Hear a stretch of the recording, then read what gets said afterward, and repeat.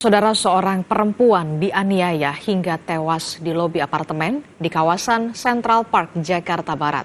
Pelaku tertangkap oleh petugas pengamanan dan warga saat kabur usai menganiaya korban.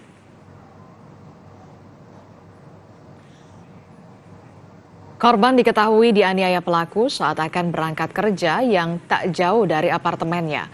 Korban diduga tewas di lokasi penganiayaan akibat luka di bagian leher. Polisi telah memeriksa sejumlah saksi, uji alkohol dan narkoba terhadap pelaku, termasuk mendalami motif pelaku.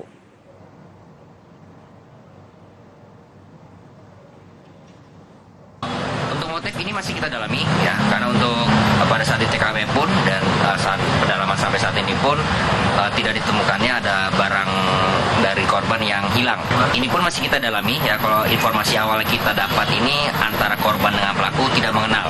Ya, tapi ini tentunya kita harus tetap mendalami ya, baik itu motif, kemudian apakah memang ada hubungan kekerabatan atau mungkin korban saling mengenal, ya ini kita harus pastikan kembali berdasarkan fakta-fakta yang ada maupun saksi-saksi yang akan kita periksa.